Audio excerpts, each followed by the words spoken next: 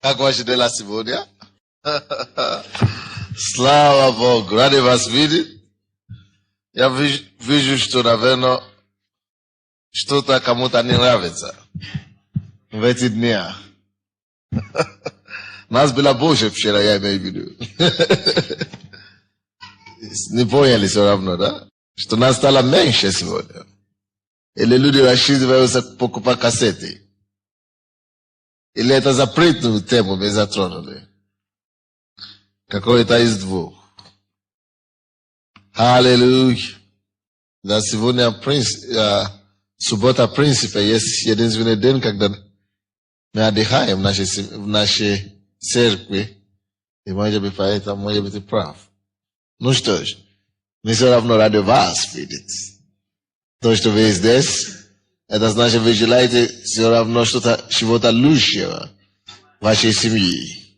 И вы получите это во имя Иисуса. Аллилуйя. Аллилуйя. Мы благодарим Тебя, Дух Святой, за то, что Ты здесь. Дух истины, Дух правды, Дух мудрости. Мы приветствуем Тебя. Мы просим, чтобы Ты проговорил нам на этом месте во имя Иисуса. Меняй нас в Твой облик. Меняй наши семьи, чтобы мы могли жить Твоей волей, чтобы мы могли жить, получая полноту Твоей радости, полноту Твоего совершенства, чтобы мы могли жить полной радости и счастья, как семейные пары, во имя Иисуса Христа. Аминь. Слава Богу. Слава Богу. Мы начнем с той женщины, у кого есть проблемы. Здесь есть женщина, у кого есть проблема, половой орган. И это меньше, чем то, что было вчера. Это не очень большая такая проблема. Не то, что требует операции. Это все равно проблема. И я посылаю слово Бога вам сегодня. Библия говорит, и вы чувствуете это помазание сейчас на вас. Вы чувствуете теплоту Духа Святого, особенно в ваши руки. Библия говорит, что Он послал свое слово и исцелил нас. Поэтому это помазание на вас, просто примите ваше исцеление во имя Иисуса Христа. Аллилуйя. Аллилуйя. Аллилуйя. Слава Господу. Аминь. Мы начнем сегодня по-другому. С текстом. Как мы закончили. Если у вас есть тетрадку, пожалуйста, возьмите бумагу. Пускай муж, жена возьмет бумагу и ручку. Или не у всех есть бумаги и ручки? Не у всех, да? Хорошо, давайте подумаем, может быть, сделаем по-другому. У всех есть бумаги? Хорошо, ничего, давайте тогда, не обязательно писать этот вопрос, первый вопрос не обязательно писать, просто запомните вопрос. Послушайте внимательно. Подумайте, что вам не удается простить своему супругу, что вам не удается простить своему супругу или своей супруге в настоящее время, в вашей жизни. Посмотрите свою жизнь, жена, муж, посмотрите свою жизнь, что вам не удается простить своему супругу. Если вы знаете это, вы можете, если у вас есть ручка, вы можете это написать, показать друг другу, и мы помолимся. Каждая супруга помолится, мы попросим у Бога, чтобы Он помог. Вы попросите прощения сначала. Муж попросит у жены прощения, жена попросит у мужа, иди к жене. А тот, который с камерой, жена иди к мужу. Вот. И скажите друг другу, признавайте друг другу, не скрывай это. Что жена, я не мог тебя простить это долгое время. Я исповедую тебя это, прости меня сейчас. И наоборот. Пожалуйста, поговорите. Иди сюда. Попросите у друг друга прощения прямо сейчас.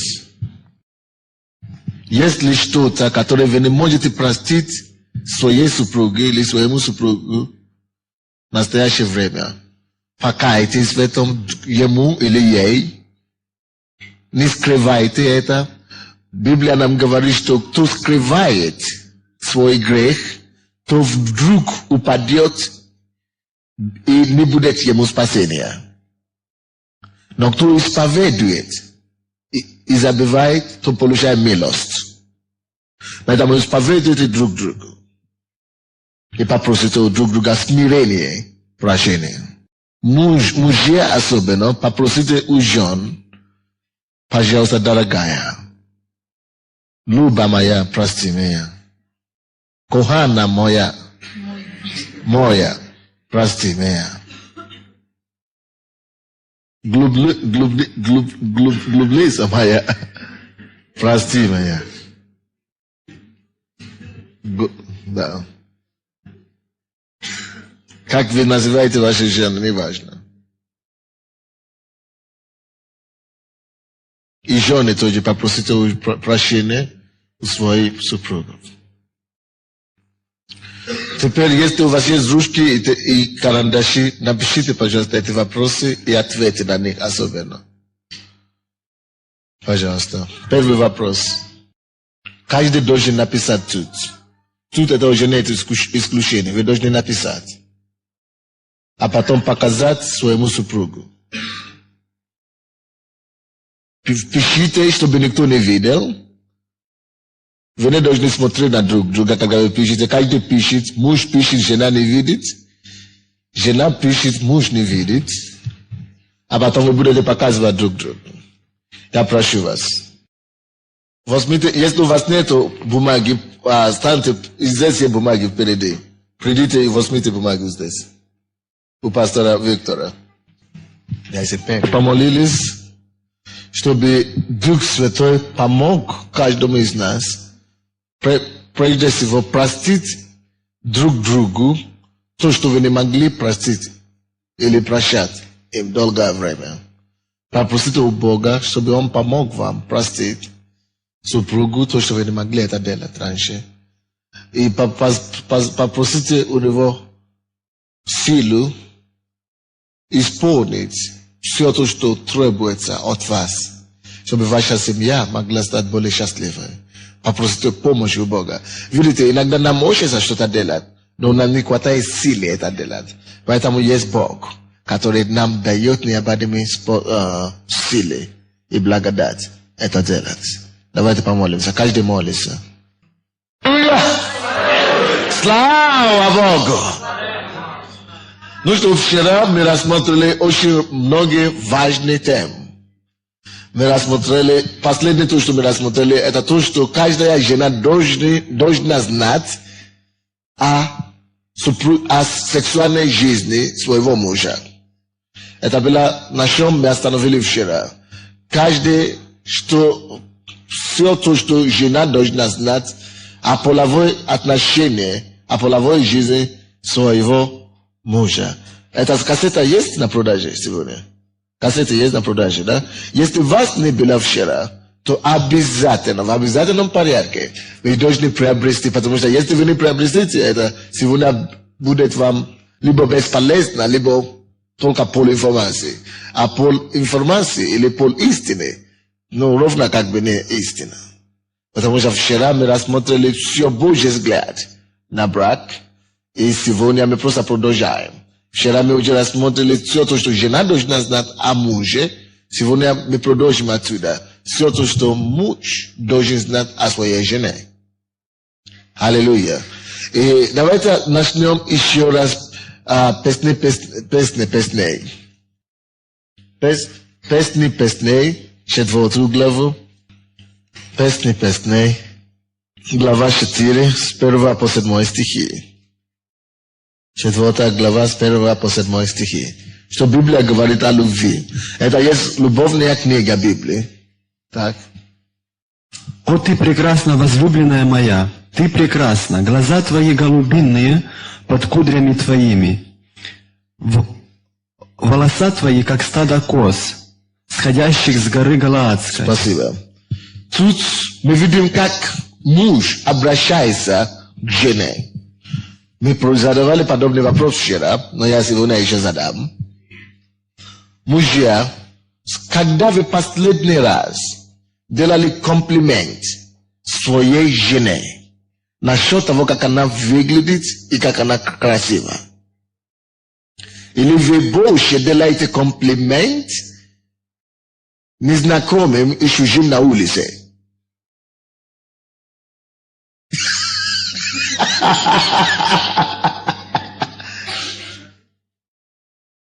Обещайте сейчас жены, мужья, поверните к своим супругам и говорите, с этого дня я начну тебе делать комплимент каждый день. Сделайте себе друг. Пожалуйста, мужья, hello, жены, говори.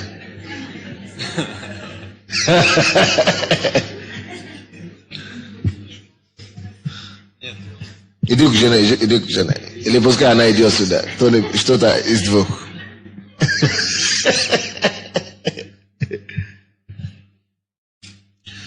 Видите, это Библия так говорит. Это Библия создала семью.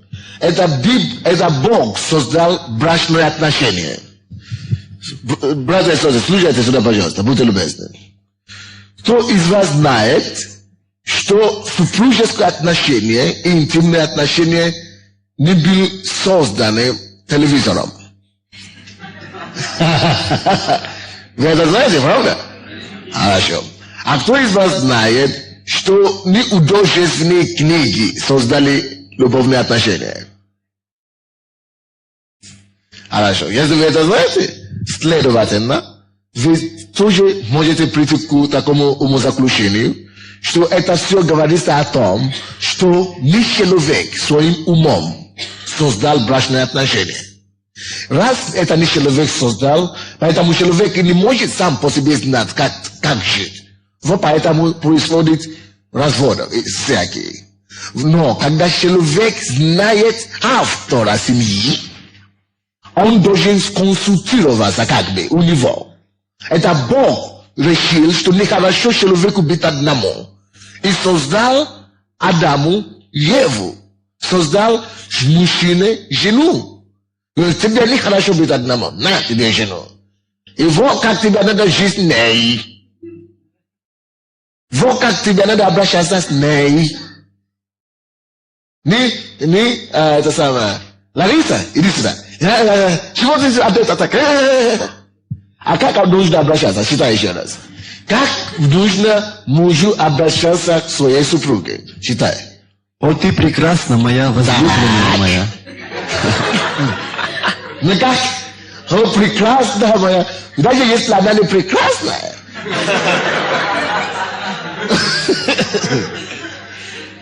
Библия говорит, слушайте, да, что мы верующие.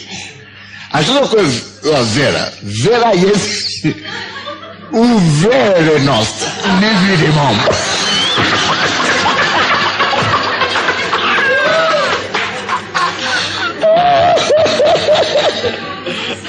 Слушайте определение веры еще раз. Вера есть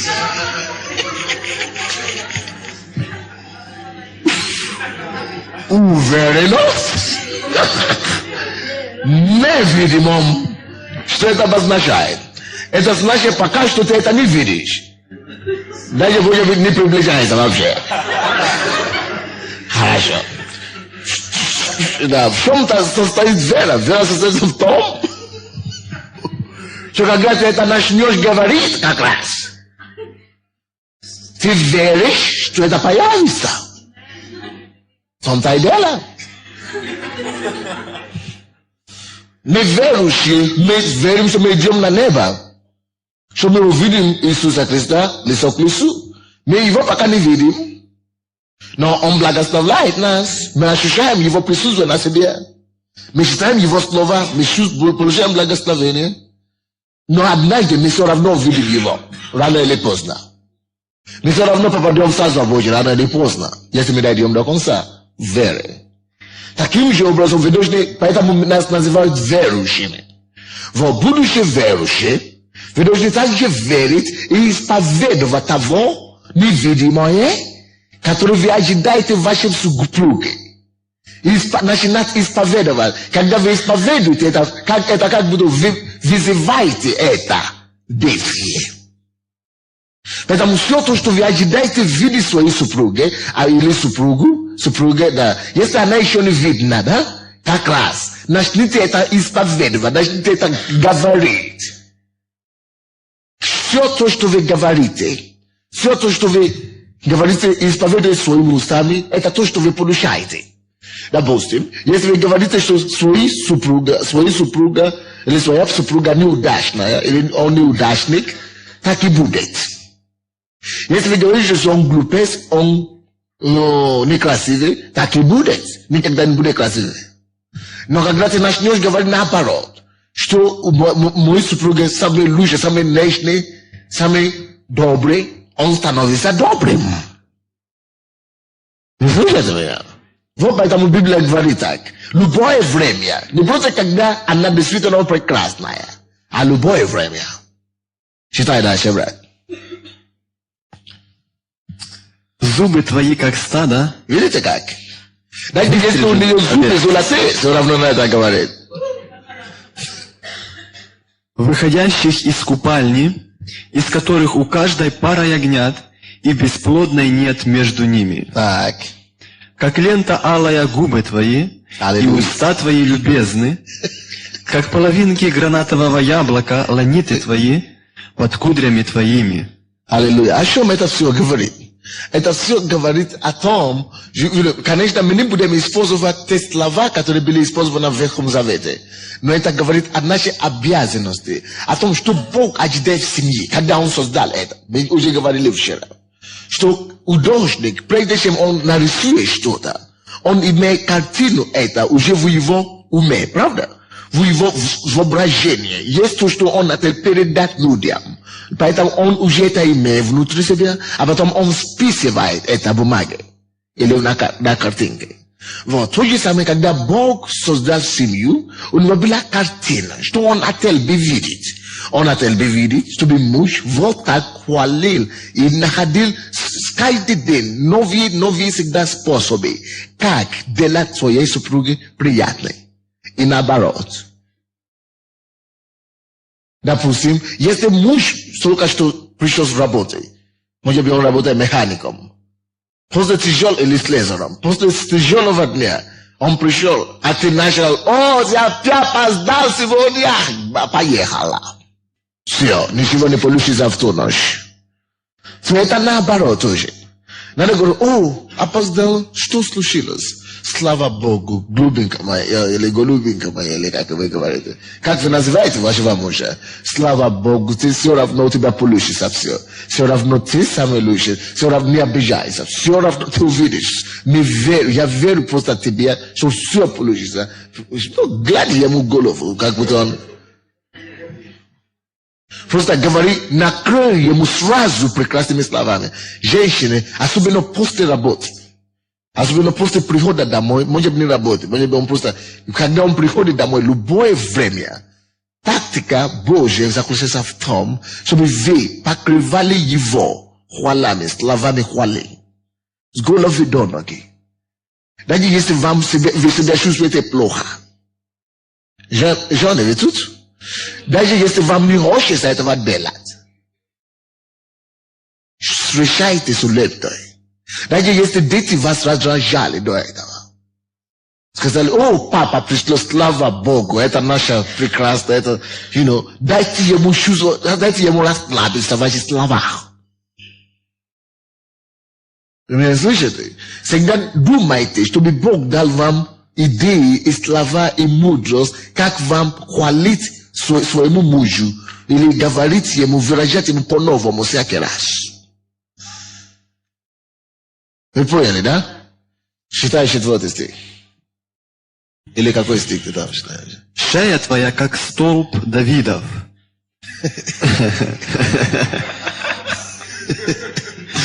Так. Сооруженный для оружия.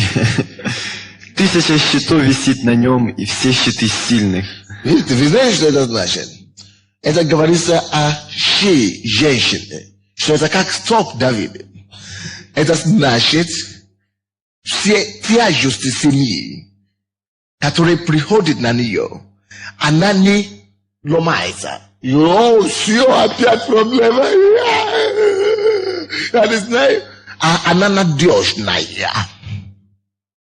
Сколько груз, сколько неудачи вы, как жена вашей семьи, можете терпеть, чтобы не гнать Божию, чтобы не ругать его за них, а чтобы говорить, ничего, все у нас будет хорошо все равно. Ничего, я понимаю. Все равно все будет хорошо. Вот о чем речь идет. Шея, я сейчас говорю, шея твоя, а муж уже хвалит ее за это. So, даже когда мне тяжелее всего, ты меня не обвиняешь, ты меня не осуждаешь, ты меня не критикуешь, как другие. Я благодарю Бога, что Он мне дал такая жена, как ты. Вот у тебя сердце материнское, у тебя широкое сердце, ты меня поддерживаешь всякое время. Вот о чем речь идет. Шея твоя, как столб Давидов, непоколебимая. Пускай ваши мужья найдут вас, вот это столбай. Поэтому Бог говорит, что жена есть помощница для своего мужа. Когда у него нет работы, сделай все, чтобы поддерживать его моральный подъем. Когда он даже не в состоянии принести ничего домой, деньги, чтобы кушать, сделай все, чтобы ему не чувствовать себя, ошеломленный или не мужчиной. Это же роль жены. Как сооруженный для оружия. Это оружие, она подготовлена для помощи. То есть ваша помощь для него, ваши слова, которые вы говорите ему, да, ваши комплименты ему, они для него больше поддержки, больше богатства, чем миллиарды долларов. Они, даже если его били на улице, даже если все бьется по нему на работе, так? Но когда вы начнете говорить эти вещи, это сильнее оружие для него. Но если он приходит домой, после неудачи на работе, и в итоге все, ты неудачник, все. Смотри на Миша, смотри на Славика. А мне, я не знаю, как мне писать, зачем я вышла, зачем я замуж, я не знаю, какая моя семья. Знаете, одна из... Конечно, у меня есть принцип такой, что... Потому что я пастор. В служении есть некоторые проблемы, которые я неохотно делюсь моей женой. Проблемы, которые касаются служения, потому что это я призван быть пастором, и есть помазание, которое идет с призванием, так? И я могу нести некоторые вещи без проблем.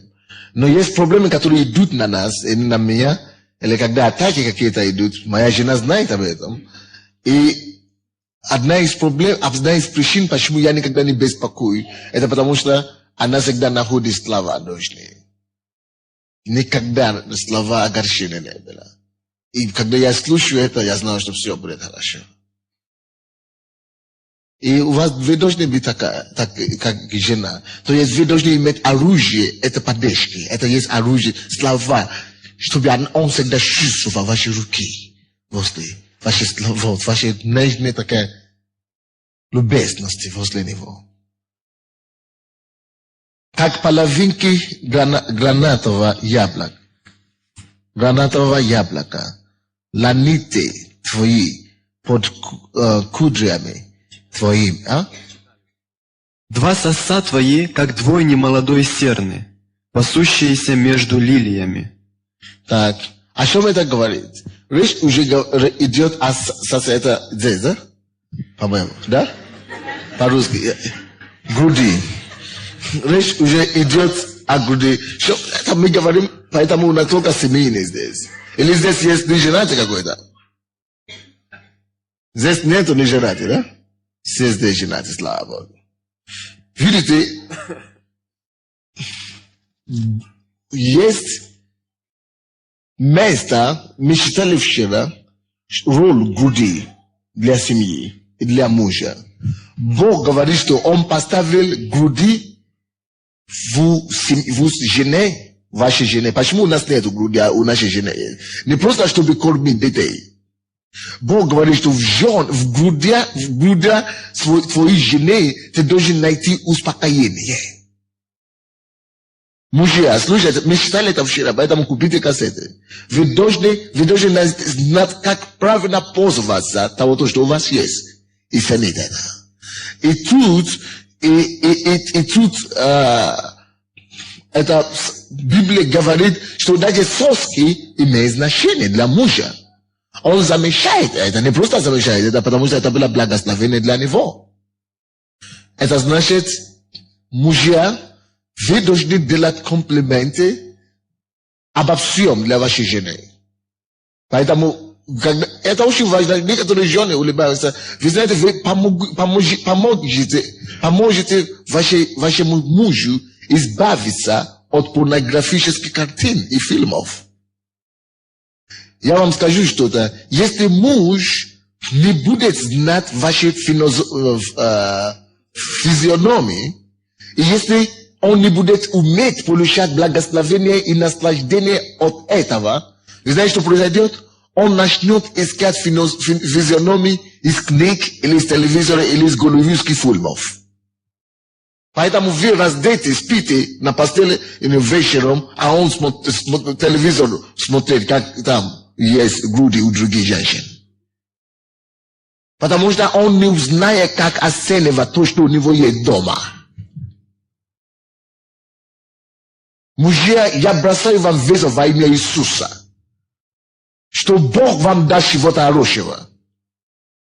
Начните наслаждаться физиономией вашей супруги.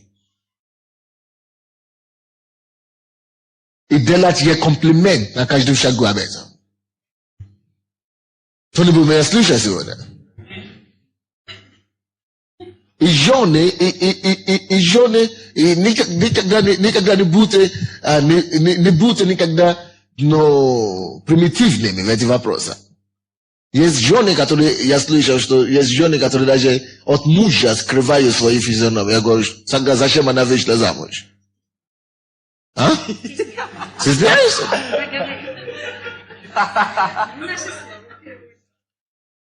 Надо в детский сад послать такую женщину. Или каменный век, извините. Даже там голые ходят.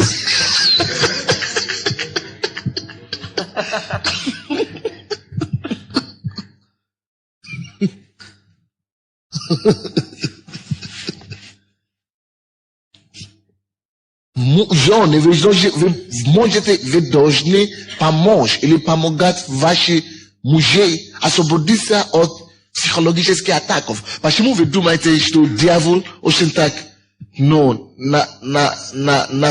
нацеливает атакует всех нас? Через телевидение, через газеты, через киоски. Всякими картинами, всякими журналами, всякими фильмами. Потому что дьявол знает, что если он закрутит эту картину, эту магнитофон в нашу голову, что она будет продолжать крутиться. Поэтому ты должен знать дома, как пользоваться тем, что у тебя есть, и хорошо пользоваться. Чтобы тебе не было никогда смотреть даже на чужое. И это человек знает об этом. И поэтому он говорит, и он не скрывает. Слава Богу. Аллилуйя. То соски твои дают мне удовлетворение. И вот как она есть. Слава Богу. Это какого стиха ты читал? 5, еще 2 можно прочитать. Так, читай дальше. «Доколе день дышит прохладою и убегают тени, пойду я на гору мировую, и на холм Фимиама. Вся ты прекрасна, возлюбленная моя, и пятна нет на тебе». Аллилуйя. Аллилуйя. Доколе день дышит прохладное, и убегают тени, пойду я на гору, мировую, и на холм Фимиама. Мы говорили вчера о том, что мужья должны всегда искать способы, отдыха, как бы, для своей семьи, только для вас, супруги. Мы вчера говорили о том, что мужья должны знать, когда цветы растут, допустим. Они должны знать, когда погода. Здесь говорится о том, что скоро будет плохая погода, поэтому пойдем на улицу, будем погулять. Аллилуйя! Или я быстренько побегу, я тогда найду что-то хорошее. Мужья, вы должны всегда искать, что вам использовать, чтобы удовлетворить и сделать вашей жене более счастливой сегодня, чем она была вчера. Амин. 7 стих. Вся ты прекрасна. Слышите? Вся ты прекрасна, возлюбленная моя, и пятна нет на тебе. Конечно, не бывает такое. Но ты должен это говорить. И это одна из причин, почему мужчины не могут, особенно если женщины имеют проблемы фригидности, да? Если у женщины есть проблемы фригидности, и любая женщина, как бы она фригидна не была, если мужья знают, как делать хвалить ее и делать комплимент, и сосеивать в ней нужные слова, нужное время, это дух фригидности уйдет. Она проснется. По-любому. Дайте ей знать, насколько она прекрасна. Не просто как ее волосы прекрасны. Даже до соски дойдите. Если вы хвалите ее с головы, даже до такой мелочи, то она обязательно среагирует. Обязательно. Если вы не верите мне, я вам даю такое домашнее задание. Да, просто примите решение, однажды просто экспериментируйте. Начните хвалить свою жену, начните делать ее разные комплименты с утра до вечера. Как только что вы проснулись, делай ей какой-то комплимент. Скажи ей, что ты любишь ее не меньше 3 раза в день. Да, как эксперимент. Делайте, что вы любите ее не меньше 3 раза в день. И делайте ей разные комплименты с головы, о волосы, об одежде, о юбке, о все. И вечером вы говорите, что даже если она самая фригидная женщина, которая есть на свете, она сама будет ловить вас на постель. Это не потому что это не что-то, потому что это они созданы так. Бог создал их так. Поэтому Библия так говорит и обращает такое внимание, чтобы муж именно таким образом обращался к своей жене. Это их натуре, даже если они не хотят. Вы знаете, очень многие женщины из-за плохого обращения, да, из-за плохого воспитания иногда, многие из них, они даже уже старались губить это все у себя, но внутри их, они, это самое, закрылись полностью, подавили все чувства в себе. Потому что, потому что мужья не делали им такие вещи. И они уже, но когда вы это начнете делать им, они проснутся. Мужья, обычно, многие мужья, вы живете с вашими женщинами, вы даже не знаете, с кем вы живете. Вы просто знаете, что вы живете с Ирой и все. Но какое одно за существо вы не понимаете. Вы просто знаете, что я живу с женой, но что она есть, как она создана. Вы даже не имеете понятия. А потом вы раздражаете. Из-за вашего же непонимания. Не она виновата, что она капризная. Это не то, что она капризная, ты просто ее не понимаешь. Вот так вот. Аллилуйя.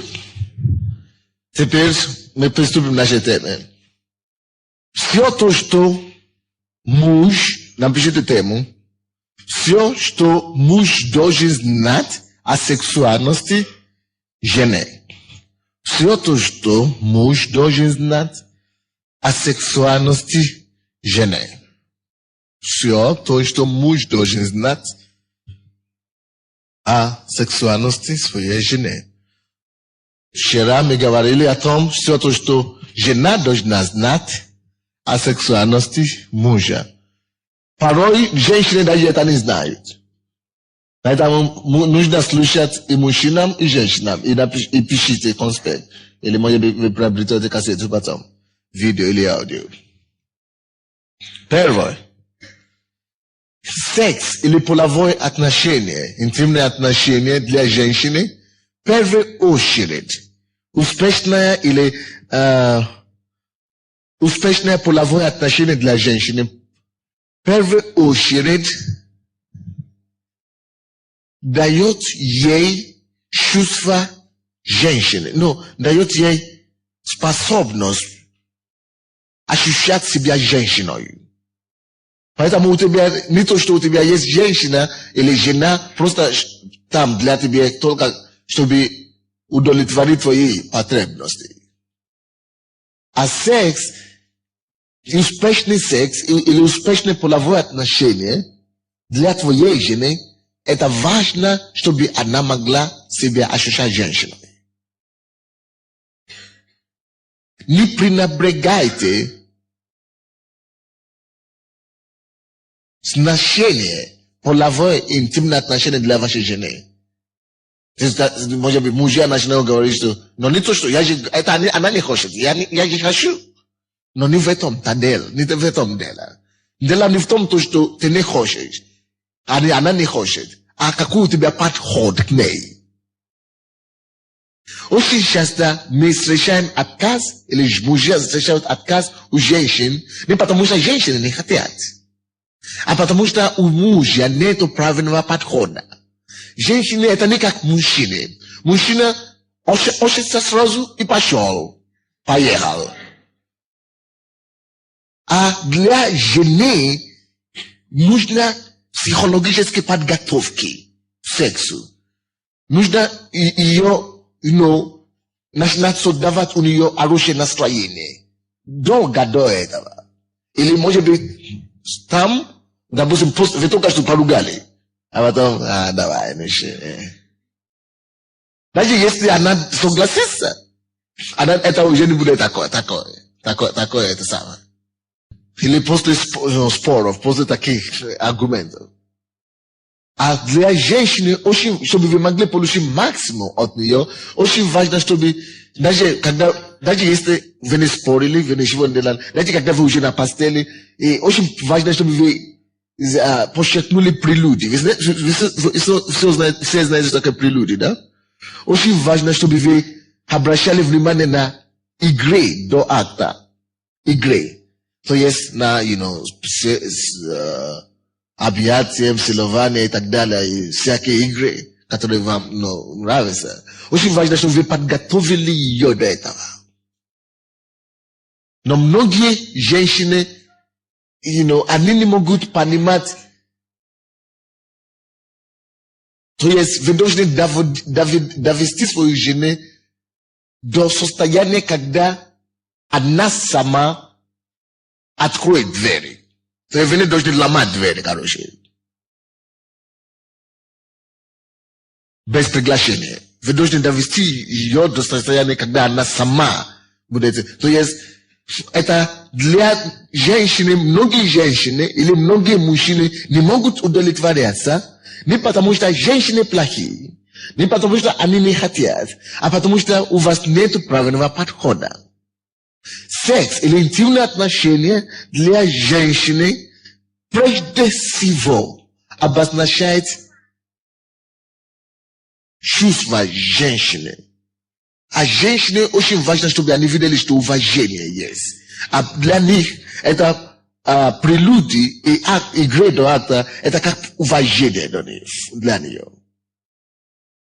Это как вы почитаете ее женственность. Это, для нее как вы приветствуете ее. A jeste mi просто говорит, что она что давай развивай за меня пошли. И знаете, она почувствует, что она будет подумать, что вы относитесь к ней, она знает, что вы так не думаете. Но чувство, которое побудится в нее, это будет чувство такое, что вы относитесь к ней как к проститутке. Она почувствует себя как просто, такая, лежит, но всегда готова. То есть лежит. Когда мне очень, я могу туда поступать и включиться. Все. Она хочет, чтобы обращались не как женщины, с уважением. Вы понимаете меня? То есть для женщины это чувство женщины. Это нужно, важно, чтобы секс, это не просто так, секс, эмоции.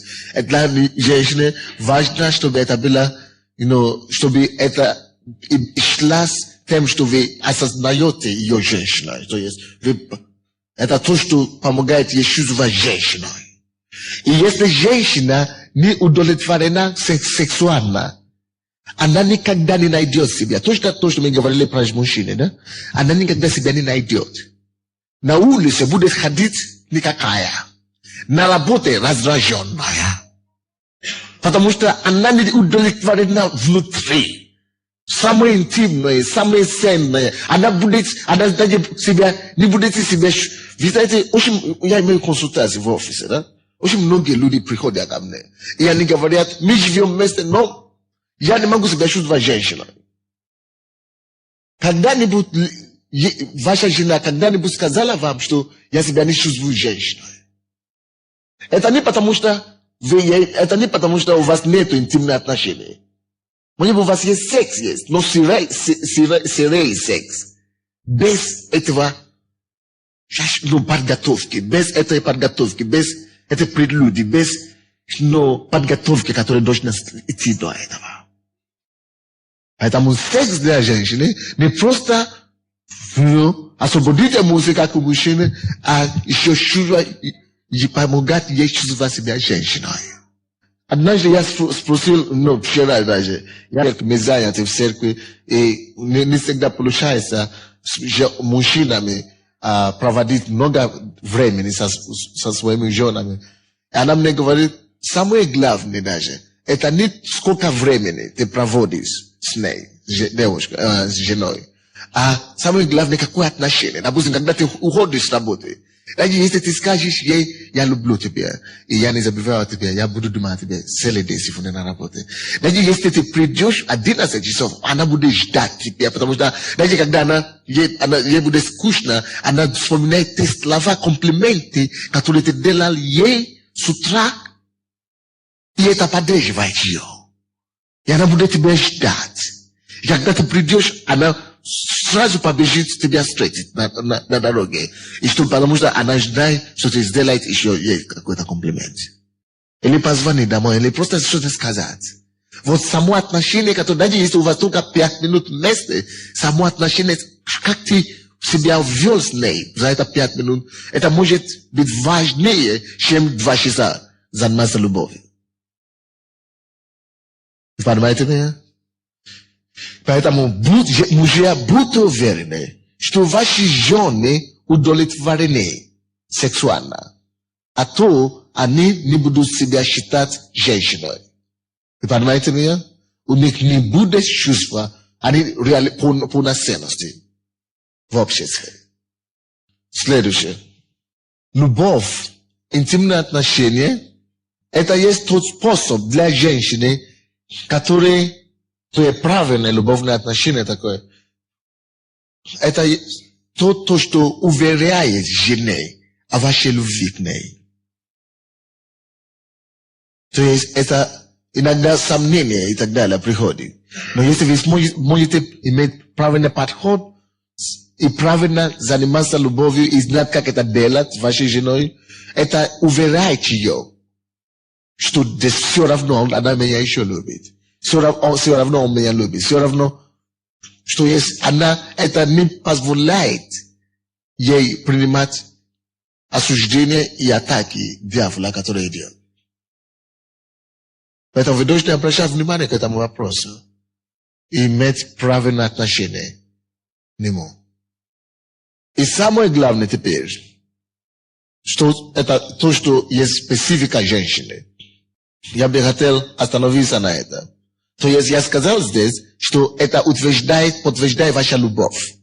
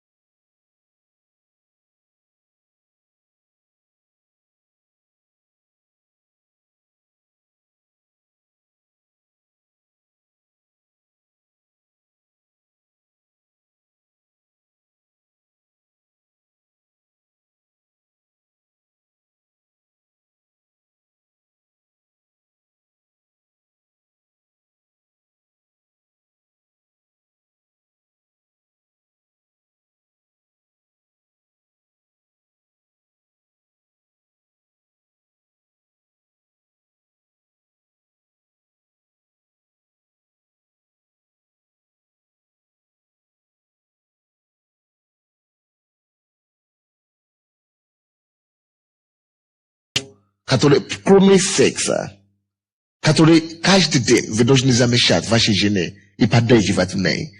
Это любовь, это общительная любовь, или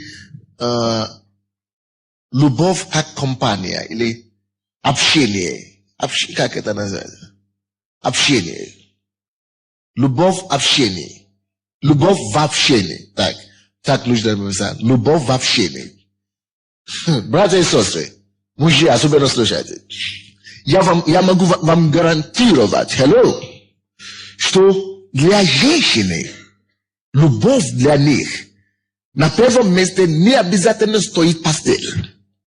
Для женщины на первом месте для них стоит то, что есть кто-то, кому они могут свою душу выкладывать.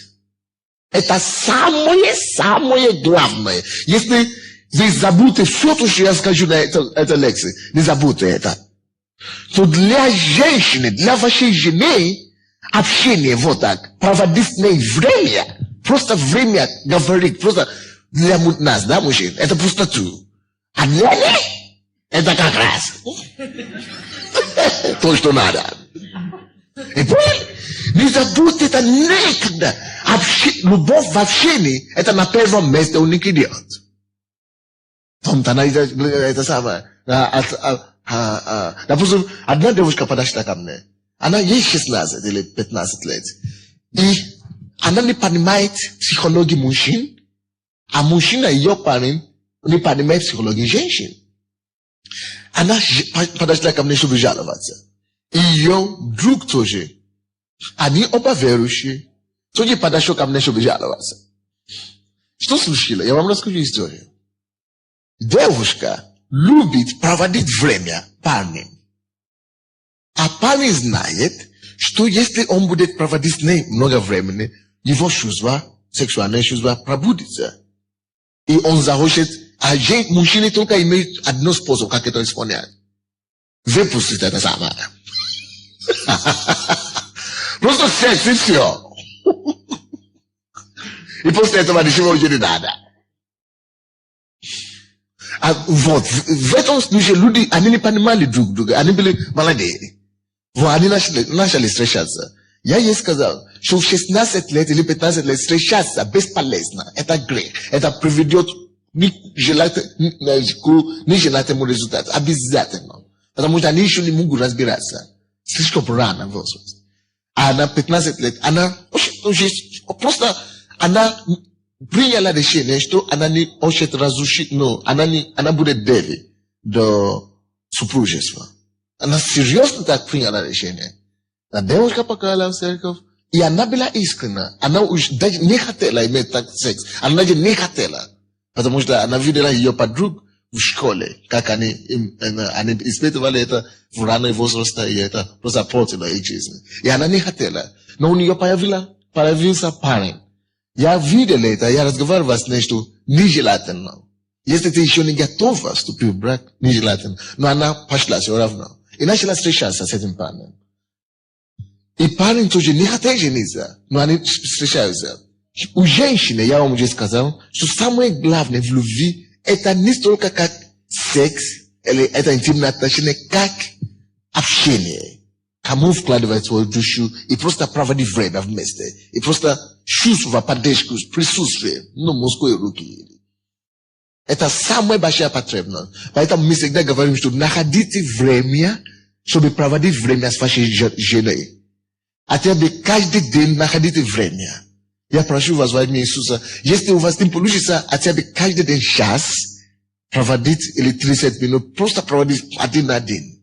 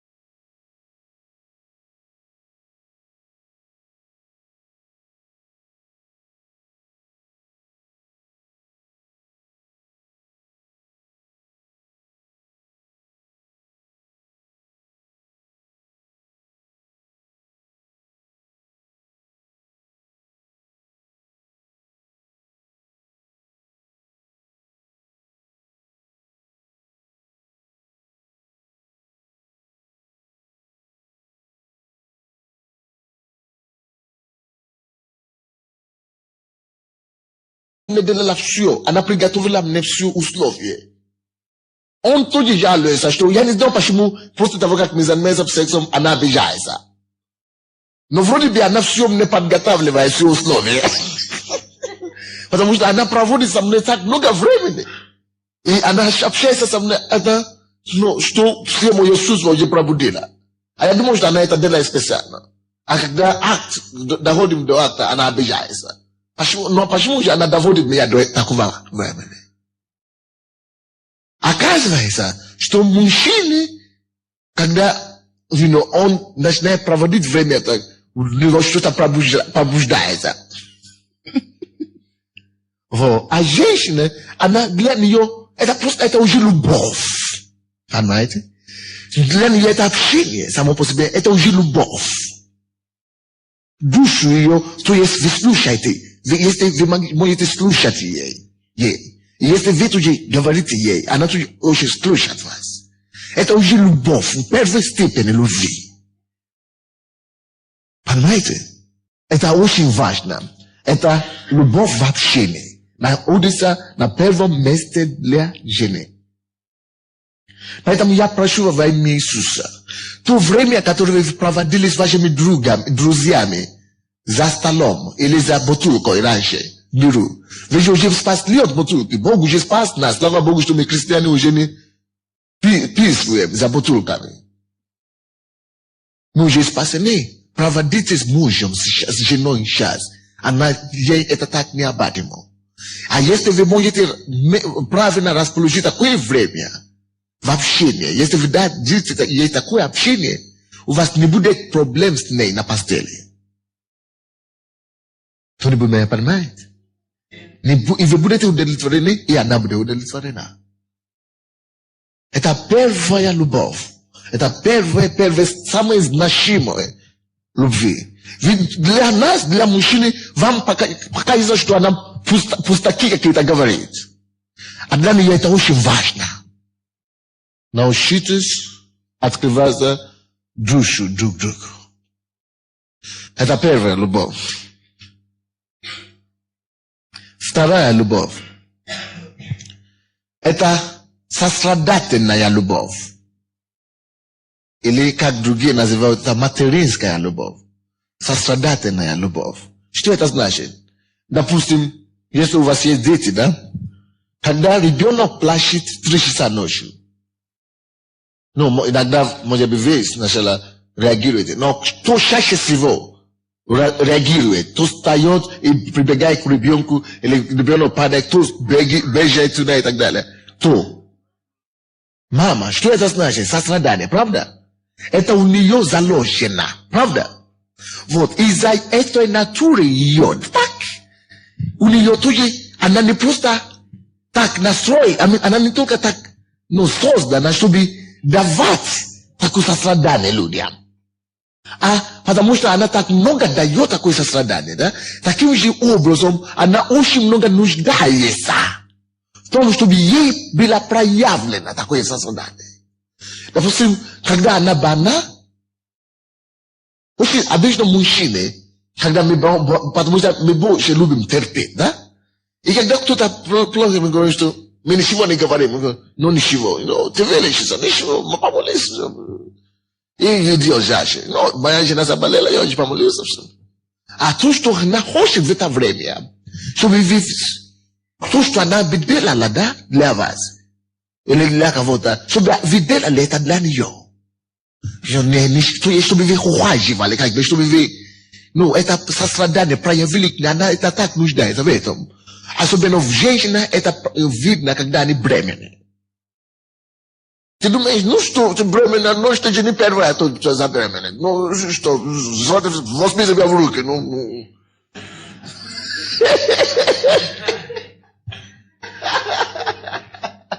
Но это неправильно. Что ей надо? Потому что если бы она бы заботилась о вас. Потому что это у нее есть, это она так нуждается в такой заботе. А это для нее есть любовь. Это не просто какая-то забота, а это есть любовь как раз. Вот, когда вы начнете это делать, она будет убедиться в том, что вы ее любите как раз. Да, почему очень многие женщины влюбляются в начальники, которые проявляют заботу, они, и влюбляются в тех людей, которые просто друзья и так далее. И мужчины всегда говорят, она влюблялась в меня. Почему женщины всегда влюбляются в мужчина?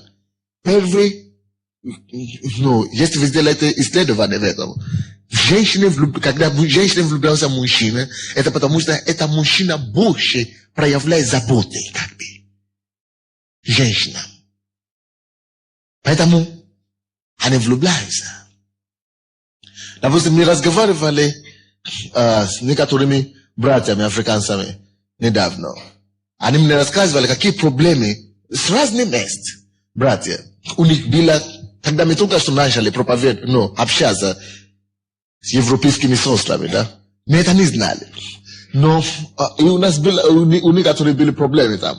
Но у нас дома, да, в Африке, люди были расположены друг к другу. Мы общаемся так. Невозможно, что я вижу кого-то, так, привет, привет, все. Нет, мы не можем так делать. Если я тебя вижу даже на улице, мы должны говорить, о, как дела, брат? Либо обнимать, либо говорить, о, как твои родные, как у тебя мама, как у тебя дела, как у тебя финансы, как у тебя здоровье, все хорошо, как у тебя там, то есть ты должен поинтересоваться душой, ты должен вкладывать душу в ней, в этому человеку. Даже если утром, даже если доброе утро ты говоришь, да, человеку, доброе утро, как дела, все хорошо. Если вы заметили, что очень часто я говорю, когда я приветствую его, я говорю, как дела? Потому что это у нас заложено, чтобы выяснить, не просто говорить привет, привет, а чтобы выяснить дальше, что человек переживает. А мы это не знали. И когда мы приехали в Европу, как верующие, и мы начали делать такие сестры и братья, что как у вас дела, как мама, как, все у тебя хорошо, а как у тебя... А женщины начинают это слушать, сестры в церкви. Они начинают думать, что, они заботливые такие, они оружие такие, и все начали подряд очень много влюбляться сразу. И проблема туда дальше. Они начинают думать, что он, наверное, заинтересован во мне. А на самом деле, меня заинтересован. Я просто такие, серьезно. Или иногда мы просто приветствуем тебя с улыбкой, обнимаем, или делаем тебе с глазки. Просто чтобы приветствовать, чтобы ты мог себя чувствовать человек. Ну, чтобы ты мог, чтобы я мог тебя приветствовать, чтобы помочь тебе чувствовать человеком, что о тебе думаю, не заботиться. Но это не значит, что я уже люблю тебя. Так я не знаю, допустим, у меня только в моей жизни одна девушка, когда я был в Беларусь, она подошла ко мне. Она была подругой. Я просто относился к ним как к сестрам в церкви. Она мне говорит, я знаю не меньше 25 своих подруг, которые влюблены в тебя. А я не знаю, я был шокирован. Оказывается, что такие поступки, они только во мне все, братья из Африки, все так уже полюбили все. Что это значит? Потому что женщины так построены, что эти сосредоточенная любовь, так, это забота, внимание, очень ценят. Они ценят это очень много. Внимание. Просто дай им знать, что они там. Когда мы молились вчера, или раньше дома, просто думал, Господи, что мне для своей жены, чтобы у нас никогда не была проблема в семье. И Бог мне это дал ключ к этому. Я вам сказал, какой ключ Бог мне дал, чтобы у нас никогда не была проблема в нашей семье, моей женой. Я спросил, Господи, что ей надо, что мне надо ей делать постоянно, чтобы у нее никогда не была проблема. А он говорит, постоянно делай все, чтобы она всегда думала или всегда знала, что она не забита. Постоянно найди способы, чтобы ей сказать, чтобы выразить ей, что ты заботишься о ней, что она нужна, что она не забита. Поэтому даже иногда, когда я проповедую, я специально смотрю на ее глаза, чтобы она просто знала, что я еще знал. Или, просто специально, как дела, или, делать какие вещи, чтобы она всегда знала, что ты безопасна здесь, ты еще здесь, ты, не забита, ты любима. Аминь. Это потому что они так построены, сосредоточенная любовь это. У них есть, они дают своим детям, они дают вам, но они больше нуждаются в этом. Я не знаю, если вы поняли, что я хотел сказать. Это вторая уровень любви. Видите, первая уровень любви, это какая? Любовь в общении. Тем больше времени вы проводите с ними. А это даже не то, что время проводить с ними, а само внимание. Насколько вы уделяете ей им внимание. Что, может быть, я вам дам такой пример. Очень часто проверка, женская проверка. И почему мы говорим, что они капризные? Но это мы говорим, потому что мы их не понимаем. Вот. Очень часто женщина зачастую просят мужей сделать для них то, что они могут запросто без него делать. Допустим, помоги мне нести этот стакан или тарелку. Ну, зачем? Ты же свободна. Но это же возле тебя, а я должен пойти в комнату, чтобы это подать тебе. Ты что?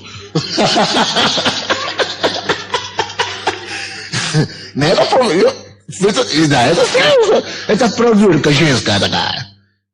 То есть, вот, да. Но не в том, что она сама не может это сама взять. Это, конечно, не тяжело для нее это взять. Но когда она очень знает, если ты будешь безусловно реагировать и помочь, идти ей на помощь, а что это ей дает? Это автоматически ей дает чувство безопасности и гарантия, что, его любовь все еще такая же. И что, он любит. Его забота все еще неизменна. То есть очень часто такие, вы заметили когда-нибудь, что ваши жены, они вроде бы безобидная ситуация. Она сама могла бы справиться без проблем. Она позовет. Ну что? Ну сына позови, ну чего я?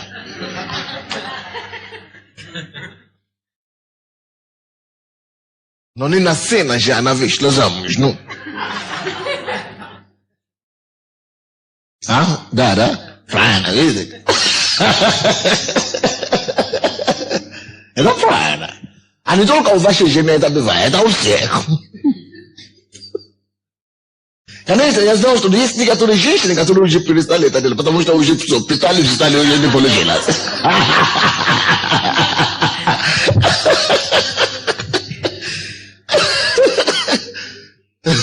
Они уже вообще все узнали, что снимали же было.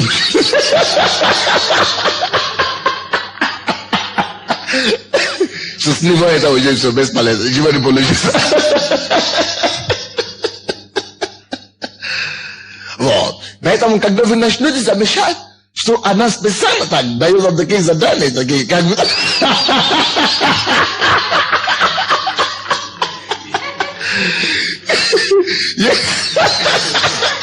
Я вижу некоторые мужчины, они так смотрят на жену. Я понял.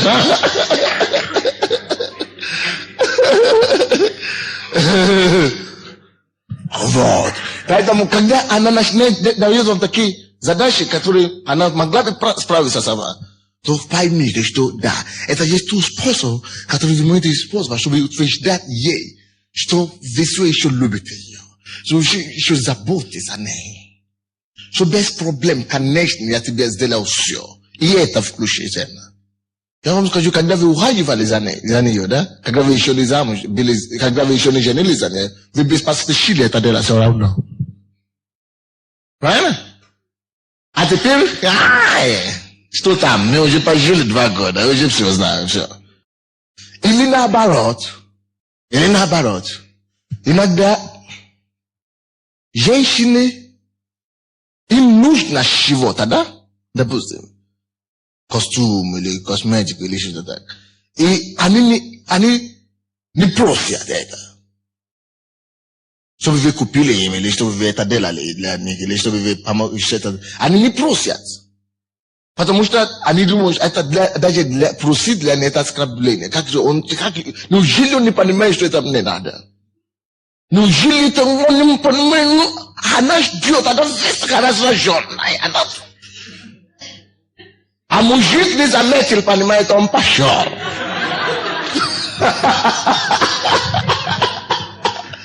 Он просто приходит и выходит. Ему все равно до палочки.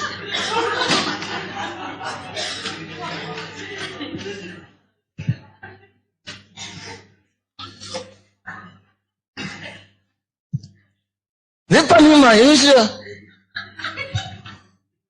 А потом она спрашивает, а почему ты был это, а почему ты это самое? Я думала, что ты мне купишь, а я думала, что ты мне купишь это.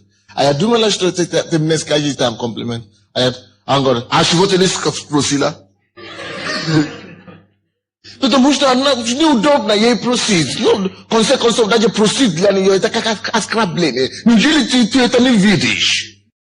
То есть, наоборот, иногда есть некоторые вещи, которые ей очень надо. Ей это очень надо, очень надо, нужно ей. И она не очень даже подсказать. Она делает все виды, всякие подходы, разные подходы, чтобы ты заметил это, чтобы ты что-то видел, чтобы ты что-то высказал. А человек как бы на потолка смотрит. Ничего не видит. Словно слепой, правда, слепого. Вот. Есть такие вещи, которые вы должны знать, что женщины хотят. И не обязательно, чтобы они просили. Вот. Очень важно, чтобы вы научились делать вашим женам сюрпризы. Преподнести им сюрпризы. Они вот сюрпризы еще больше любят. Серьезно. Они больше даже любят сюрпризы. Правильно? Видишь? Серьезно. Даже если это самые маленькие, такие медицинские, но зато они будут сушены. Некоторые из вас, вы никогда не заходили в магазин, чтобы... Вы даже не знаете размер, это самое, бра, или как это называется. А? Лифчинка. Да. Или трусы, вы даже не знаете. Но Zelali такой подарок однажды неожиданный. Она полностью, она сама заведет вас в постели. Алло, слушайте, даже если она была самая фригидная женщина, она сама вас приведет туда. Алло, не мешай там. Алло, сиди спокойно, слушай. Человек, ты купил бы такую штуку, что она не ожидала никогда. Она даже не знает, что ты ночью уже просмотрел, какой размер. Ты просто пришел один вечер, понимаете, с работы, посмотри там это самое. Она открывает и одевает. О, пошло. Откуда он знает? Мой муж сейчас другой. Не то, что она тебя готовит лучше или ужин. Она будет умолять тебя, чтобы ты это самое. Это будет лучше ночь. Ты подумаешь, что ты только что женился. Ты иногда подумаешь, что это первый раз ты занимаешься любовью. У тебя такое впечатление создастся, что у тебя другая женщина там поменяли. Но это она. Это просто твои действия побудили у нее все запасы, резервы, которые у нее были. Аминь. Слава Богу. А что? Да, быстренько пойдем дальше. Третья любовь для женщины, которая очень важна. Это романтическая любовь. Да. Это третий вид любви для женщины. Романтическая или романтичная. А? Романтическая. Да, романтическая любовь. Что, да, что это романтическая любовь? Допустим, это не случайно, что женщины, они любят какие-то незарадные такие вещи. Почему женщины любят святые? Это не потому, что они просто такие. Это из-за их романтической натуры. Нежная музыка, темный свет, такой приятный темный свет, лампы, такие приятно, затемненные. Это, самые медленные музыки, такие маленькие вещи. Это их романтическая натура. Комплименты, подать руки с автобуса и одеть куртки и пальто. Это все мелочи, на которые мы должны обратить внимание. Это романтика, это их жизнь. Это тоже любовь для них. Что моя жена уже за 50, зачем ей? Сиди там. Зачем ей? Вы же не делали операцию для нее, чтобы выразить романтику из ее жизни, из ее натуры. Она стала женщиной. А романтика – это счастье женской натуры. А когда вы делаете эти романтические вещи для них, да, это, вы составляете ей чувствовать себя женщиной продолжительно. И она будет всегда расположена к вам. Особенно комплименты. Допустим, я очень часто, я думал, что если я буду слишком много говорить слова, что я тебя люблю, что это теряет место. Да, оказывается, что для них это не теряется место. Серьезно. Оказывается, что для них, даже если ты будешь это говорить 1000 раз, это все равно дает то, что нужно. Поэтому не уставайте говорить своей жене, что вы любите ее. Что она красивая, особенно. Нужно это говорить. Алло? Нет, что-то с вами что слышало. Вы? Кто-нибудь здесь? Мужья, а вы? Не забывайте, это счастье ее романтической жизни. Это романтическая любовь. То есть, любовь, когда женщина говорит, что я себя чувствую любима, да? Или женщиной, да? Все это входит в ее понятие о том, что она себя чувствует любимой или женщиной. Это романтическая жизнь, если это не отсутствие, она что-то будет чувствовать не хватает. Ame mshine. Privikli smotreto kana pastele. Isio. A este tava sivoneto. Uva sexuane jeze ni polushi za takwe kakanas ledwet. Vizes? Tak što romantičke jeze uhajivanje, to što me nazveme, da? Это очень важная часть романтики женщины, любви женщины. Нежное отношение к ним, нежность. Это, цветы, это выражение романтической любовь к женщине. Цветы, музыку, эти все комплименты. Конечно, некоторые женщины уже, разные мужья уже составили их забивать, что это значит. Но вы должны заботиться о том, что ваша жена любима во всех направлениях. И романтична, и сострадательна, и вообще общительна. Четвертый вид в любви, последний, это страстная любовь. Страстная любовь это уже такое, которое проводит в постели, да? Если все это три предыдущие были на высшем уровне, я вам скажу, даже самая фригидная женщина, она станет страстной любовницей. Вы слушаете меня? Она станет страстной по-любому. Представляешь, что общительная, ты всегда общаешься с ней, дает ей высказаться, открывает ей душу. Ты делаешь ей, ты любишь ее, но сострадательно. Ты всегда говоришь нужные слова ей, но утешаешь ее, когда нужно и так далее. И романтическую любовь. Ты всегда покупаешь ей, что не такие маленькие, неважные вещи, которые иногда нужны. Ты выходишь на помощь в нужное время.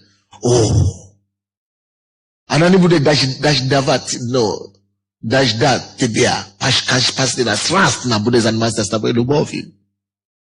А у нас, мужчины, это просто только, в основном, мужчины только страстная любовь. Поцеловаться страстно, раздеваться и секс, и все. А это натура женщины, чтобы это все три любви. Я вам скажу, три предыдущих условия, которые я сказал, если это нет семьи, никакая семья не будет счастливая. Страстная любовь, это секс, это в последнем плане для женщины. А для мужчины это на первом плане. Мужья, алло? Вы поняли что-нибудь сегодня? Не ожидайте вообще. Не ожидайте вообще, быть мужем, если вы не подготовите себя в это направление сначала. Боже, помоги нам. Многие из нас, мы вышли замуж или мы женились тупые, вы ничего не понимали в голове. Только слепо так вот. Мы только шли, все женятся, это не наше, плод требует. А что необходимо, чтобы это семью поддержать, и чтобы делать нормально, мы не знали. Пошли туда и встретились, стукнулись с проблемой. Не получается у меня и все. Как она получится? Меня 10 женщин, то же самое у тебя получится. Алло? Алло? Поэтому я отец знаю, что вы еще здесь.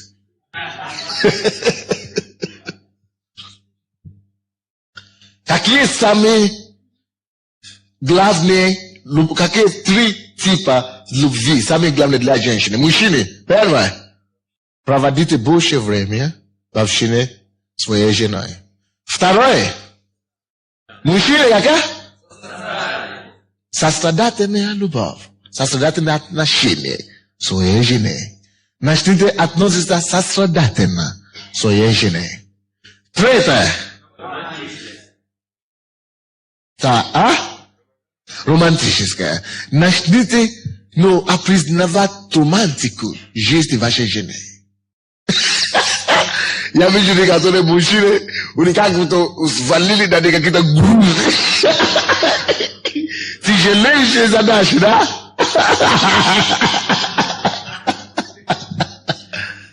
Алло?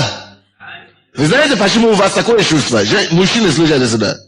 Потому что вы ожидаете, чтобы все изменение было со стороны вашей жены.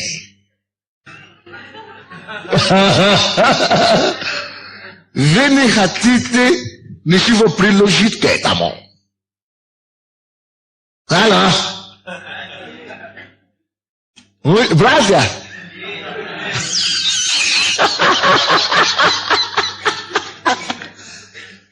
Вот, начните себя. Когда вы начнете что-то делать, вот тогда все будет в порядке. Кто там сидит? Это Галина и Славик. Зачем? Славик, где твоя жена? Ты что? Ты это самое. А он убегает. Зачем? Вы сидели ближе к ней. Он сидит с чужой легче сидит. Потому что никакая ответственность там не надо. А тут надо проявлять ответственность. Комплименты надо делать. Романтику надо показывать. Не убегай от этого, брат. Смотри на жену прямо в глаза. Почему многие мужчины пьют? Потому что они хотят убежать от... Они не знают, как себя вести. И чтобы скрывать это все, замашать это самое дело, да? Они начинают все равно выпивать и гулять. Спать на работе, понимаете, на улице спать, понимаете. Потому что они не знают, как выйти из дома, они боятся даже приходить домой. Не знают, как себя вести. А ты приди домой, проведи время в общении с своей женой. Приди домой. Или каждый раз до того, как ты уходишь с утра, прояви сострадание, сострадательное отношение, относись к своей жене. Тебе захочется вернуться домой быстренько. Тебе не захочется проводить время с этими хулиганами, понимаете, пианистами, понимаете. Ты создан для лучшего, чем просто тратить твои годы. И тратить твои жизни на пустоту. Где идут? Какие будут твои дети? Слава Богу за то, что Бог проговорил пастору Саше, Виктору, что нужно проводить мужские собрания. Иногда нам, мужчинам, надо говорить друг другу, как оно есть. Попытки убежать от ответственности. Потому что у нас не хватает смелости смотреть лицо к лицу. Даже некоторые из вас вы не можете поднимать глаза, чтобы смотреть на свою жену в глаза. Потому что когда вы посмотрите, вы не знаете, что сказать. А очень просто. Скажи, я тебя люблю. Или ты красивая. А вместо этого мы предпочитаем выпить и погулять, понимаете. Боже, спаси нас, чтобы мы поняли. Все на сегодня. Не, я закончу все равно. Это я сосредоточусь. Это второй пункт, что секс обозначает для женщины. Я просто значит, она обновляет ее любовь, и я поэтому хотел вам сказать, что любовь, что секс обновляет ее любовь, это любовь, ну, то, что обновляет ее любовь, не просто секс, как таково, а это подготовка к сексу. Вот то, что обновляет ее больше всего. Уверяет ее в любви. И третье, что любовь, секс делает для женщины. Третье. Вот после этого, того, как вы делаете, исполняете все это, секс начнет удовлетворить ее сексуальное желание. У нее появится сексуальное желание по-любому. А секс тогда для нее будет исполнение ее сексуального желания. Потому что у нее уже будет заложено сексуальное желание. И ваши сексуальные отношения, интимные отношения вместе, тогда будет те вещи, которые удовлетворяют ее, потребность сексуальная. А не надо ничего удовлетворить, если у вас 3 эти предыдущие не будет. 4. Секс тогда будет успокаивать ее нервы. Многие из вас, мужчины, понимаете, вы жалуетесь слишком много на ваших жен. Anasilicham nevna, anasilicham razajona. Ashimu anase pastayana razajona, yani panimaya. Akagdo was bude pravinat na shinek nei. Тогда нас может воспринимать секс, интимные отношения. А секс будет помогать и женщине, и мужчине успокаивать нервы. Вообще-то, вы знаете, я посмотрел биологию, анатомию, я изучал, когда я подготовился к этой теме. И я обнаружил, что уже в науке обнаружено, что Бог создал, что в строении человеческого организма, да, что нервы и сексуальные органы очень переплетены, очень, связаны. Нервные системы, да, и секс. Потому что, чтобы человек мог реагировать на чувства и так далее. Поэтому нервы очень переплетены к органам женские и мужские. И поэтому, когда там неудовлетворение есть, это на нервы действует. И поэтому, когда будет сексуальное удовлетворение, счастье сексуальное, тогда нервы успокоятся и раздражение меньше. Или вообще отсутствует. Поэтому вы замечаете, что ваши жены обычно после секса, да, вам захочется пойти посмотреть телевизор или газету прочитать. А в это время она хочет еще полежать. Видите? Нервы успокоятся. Поэтому после этого вам не надо убежать тоже смотреть телевизор, вам надо еще полежать.